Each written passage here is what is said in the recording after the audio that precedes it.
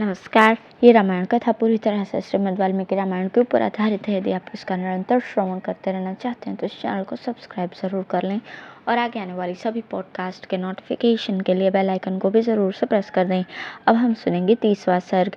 श्री राम के व्यंग करने पर खर का उन्हें फटकार कर उनके ऊपर साल वृक्ष का प्रहार करना, श्री राम का उस वृक्ष को काट कर एक तेजस्वी बाण से खर को मार गिराना तथा देवताओं और महर्षियों द्वारा श्री राम की प्रशंसा।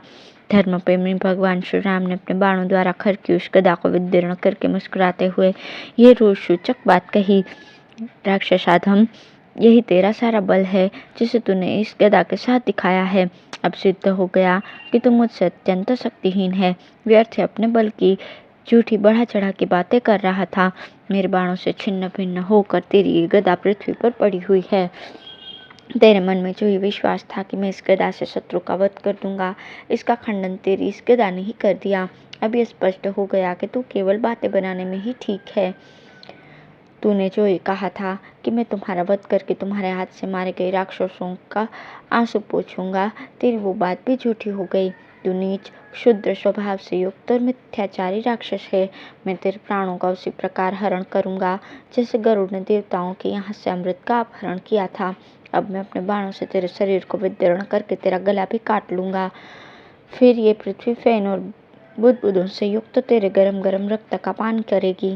तेरे सारे अंग धूल से धूसर हो जाएंगे। तेरी दोनों भुजाएं शरीर से अलग होकर पृथ्वी पर गिर जाएंगी और उस दशा में तो दुर्लभ युवती के समान इस पृथ्वी का आलिंगन करके सदा के लिए सो जाएगा। तेरे जैसे राक्षस कुल कलंक के सदा के लिए महानिद्रा में सो जाने पर ये दंडकारण्य के प्रदेश शरणार्थियों को शरण देने वाले हो जाएंगे। मेरे बाणों से जनस्थान में बने हुए तेरे निवास स्थान के नष्ट हो जाने पर मुनिगण इन वनों में सब और निर्भय विचर सकेंगे। जो अब तक दूसरों को भय देती थी, वे राक्षसियाँ आज अपने बांधव जनों के मारे जाने से दीन होकर आंसुओं से भीगे मुंह लिए जनस्थान से स्वयं ही भय के कारण भाग जाएंगी। जिनका तुझ जैसा दुराचारी पति है, वे तदनुरूप कुल वाली तेरी पत्नियां आज तेरे मारे जाने पर काम आदि पुरुषार्थों से वंचित होकर शोक रूपी स्थायी भाव वाले करुण रस का अनुभव करने वाली होंगी। तेरा हृदय सदा ही क्षुद्र विचारों से भरा रहता है। तो ब्राह्मणों के लिए कंटक रूप है। तेरे ही कारण मुनि लोग शंकित रहकर ही अग्नि में भविष्य की आहुतियां डालते हैं। वन में श्री रामचंद्र जी जब इस प्रकार रोषपूर्ण बातें कह रहे थे, उस समय क्रोध के कारण खर का भी स्वर अत्यंत कठोर हो गया और उसने उन्हें फटकारते हुए कहा, निश्चय ही तुम बड़े घमंडी हो, भय के अवसरों पर भी निर्भय बने हुए हो। जान पड़ता है कि तुम मृत्यु के अधीन हो गए हो। इस कारण से ही तुम्हें यह भी पता नहीं कि कब क्या कहना चाहिए और क्या नहीं कहना चाहिए। जो पुरुष काल के फंदे में फंस जाता है, उसकी 6 इंद्रियां बेकाम हो जाती हैं, इसलिए उन्हें कर्तव्य और अकर्तव्य का ज्ञान नहीं रह जाता। ऐसा कहकर उस निशाचर ने एक बार श्री राम की ओर भुहें टेढ़ी करके देखा और रणभूमि में उन पर प्रहार करने के लिए वो चारों ओर दृष्टिपात करने लगा। इतने में ही उसे एक विशाल शाखों का वृक्ष दिखाई दिया जो निकट ही था। खर ने अपने होठों के दांतों से दबाकर उस वृक्ष को उखाड़ लिया। फिर उस महाबली निशाचर ने विकट गर्जना करके दोनों हाथों से उस वृक्ष को उठा लिया और श्री राम पर दे मारा।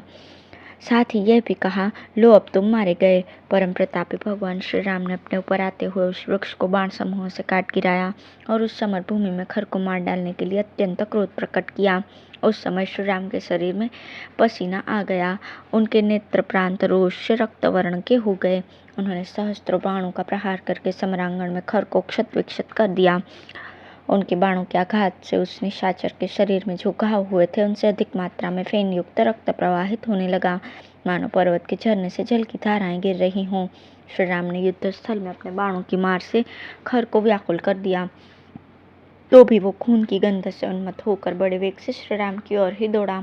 अस्त्र विद्या के ज्ञाता भगवान श्री राम ने देखा कि राक्षस खून से लथपथ होने पर भी अत्यंत क्रोधपूर्वक मेरी ही ओर बढ़ा चला आ रहा है, तो वे तुरंत चरणों का संचालन करके 2-3 पग पीछे हट गए। तदंतर श्री राम ने समरांगण में खर का वध करने के लिए एक अग्नि के समान तेजस्वी बाण हाथ में लिया, जो दूसरे ब्रह्मदंड के समान भयंकर था।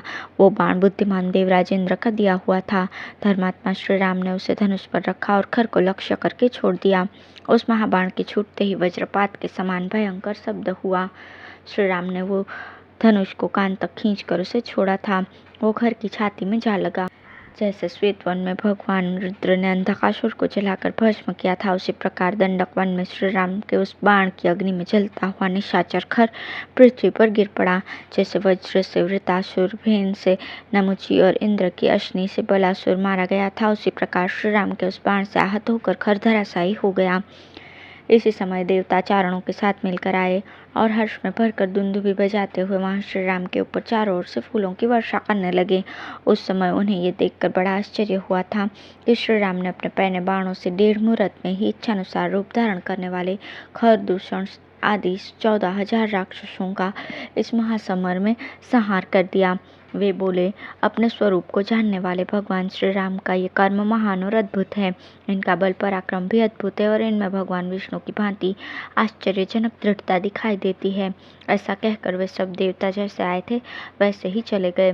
तदंतर बहुत से राजर्षि और अगस्त्य आदि महर्षि मिलकर वहां आए तथा प्रसन्नता पूर्वक श्री राम का सत्कार करके उनसे इस प्रकार बोले, रघुनंदन, इसलिए महातेजस्वी पाक शासन पुरंदर इंद्र सरभंग मुनि के आश्रम पर आए थे और इसी कार्य की सिद्धि के लिए महर्षियों ने विशेष उपाय करके आपको पंचवटी के इस प्रदेश में पहुंचाया था। मुनियों के शत्रु रूप इन पापाचारी राक्षसों के वध के लिए ही आपका यहाँ शुभागमन आवश्यक समझा गया था। आपने हम लोगों का ये बहुत बड़ा कार्य सिद्ध कर दिया।